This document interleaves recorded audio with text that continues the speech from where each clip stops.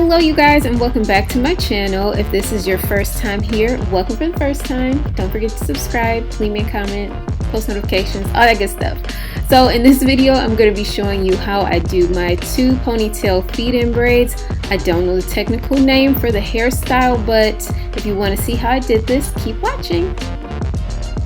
I had all intentions of just jumping in and doing these braids, but my hair was way too flaky, so I did a quick wash first, and if you need to know how I wash my hair, then I will link the video below. But after I wash it, I'm going to go ahead and blow dry it. I'm using this Maui Moisture, the protective bamboo fiber blowout mist.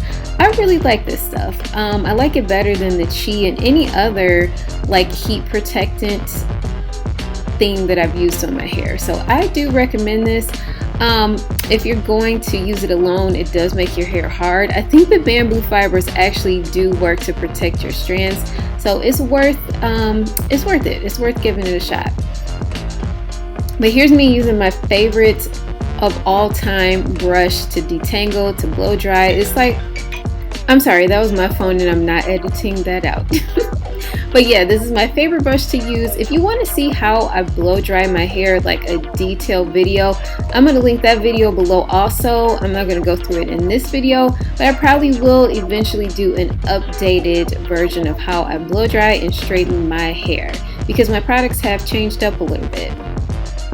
So as you can see, I'm blow drying in 4 sections, and I do that just to reduce the amount of heat that's directly applied to my hair, and it also kind of distributes the heat, so you're not only concentrating like on the front of your hair or the back where the hair tends to be a little weaker. So I go ahead and do it in 4 sections. If you have really thick hair, then you might want to do maybe 8 or 6 sections, but 4 works for me. After the section is blow dried, I'm going to go ahead and add my own little hair concoction. This is a mixture of oils, and it's kind of thick like a serum. Even though my hair is dry, this really penetrates my hair so that in the braids it's still moisturized. And I wanted to leave these braids in for at least a week and a half. I don't think I made it that long because I am so impatient and I like to switch up my hairstyles, but I had every intention of leaving this in, so that's why I put so much oil in.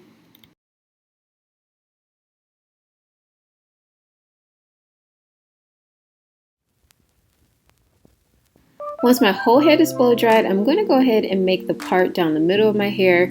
This is important because this part needs to be straight. It's going to be in my head for a while, and it can't be jagged. You don't want it looking crooked and raggedy, so get yourself a mirror, get in the bathroom, and look in the back of your head just to make sure the part is going straight down the middle of your head. I don't care how many times I parted my own hair, but every single time it takes me a couple tries to get it right. So if you're the type of person that cannot part your own hair, don't feel bad. I'm right there with you. I don't know what it is, but I can never just do one smooth, straight part to the back. I always have to do it in sections. And even when I do break it up into small sections, like 2-inch parts, it still comes out really crooked. So as you can see, that's unacceptable. So I had to go back and just straighten that up. But once I got that all together and the part was straight down the middle, I am going to start braiding. So here's the braiding hair that I'm using. I was actually feeling really ambitious at the beauty supply store, and I picked up this color. I was going to incorporate that to the ends, but I'm like, you know what, let me just get the basics down first and then I'll try that. And before I do that, I'm going to press my edges. As you can see, this pressing comb is old and it has some stuff like burnt onto it. I hear you can clean that with vinegar. Let me know if you guys have tried that. Now, I do not have the heat all the way up, and I don't use pressing combs often because they're very damaging to your hair follicle. They can actually burn the follicle so that no more hair grows in that spot. So you want to be really careful if you do use a pressing comb. You definitely don't want to have the heat all the way up, and you definitely do not want to touch the metal to your skin. It'll just leave a scab and no hair will grow in that place. So you want to make sure you use like medium heat. Usually I would just use a product and a scarf to lay my edges down, but I didn't really have time. So once that's over, I'm going to start braiding my hair. I'm starting off with just a regular 3-strand braid, and as you go down, you're going to incorporate with your index finger. So just grab little sections of hair and incorporate that into the main braid.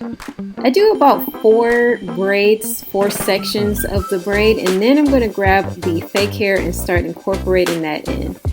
So all I did here was lay that section of fake hair across the top of my braid and just start braiding it in. I know some people add that first bunch of braiding hair a little closer to the hairline, but I like to go back a couple twists before I add my first section. I don't know, it gives it a more realistic appearance the more of your hair that's in the front. That's just my opinion, especially if you're not good at braiding like I am. Like if you're not good at it, you can clearly see where you added the hair in.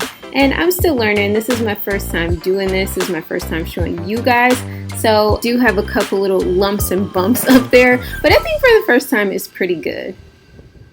You want to keep adding bunches of hair until you get to the desired length. I didn't want mine too long. I think they're like just above my waist. So I stopped adding maybe an inch or so above where my actual hair stops. Now that one side is done, I'm going to go ahead and start on the other side. So as you can see, I do a couple twists and then I'm going to grab the first section of fake hair.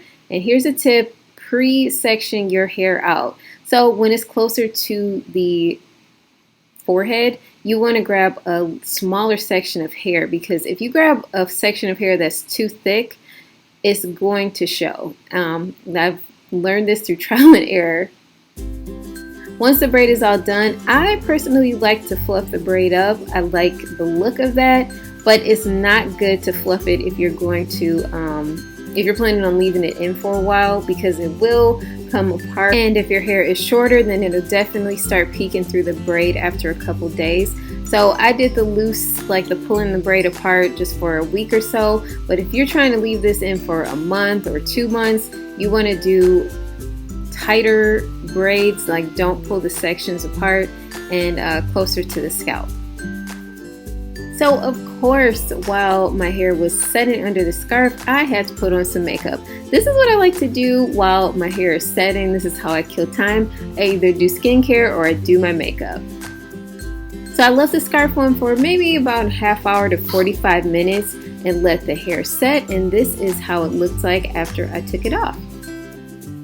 What I did differently this time, usually I don't do this to set my edges, but I put hairspray, just a couple squirts around my edges, and it dried without leaving any residue and without making my hair really hard and brittle. So I kind of like this look.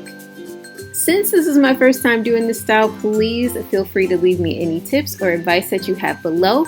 And as always, thank you guys so much for watching. I will see you tomorrow back here on the channel and on my vlog channel. I'm posting every day until we move. So I will see you guys tomorrow. Bye.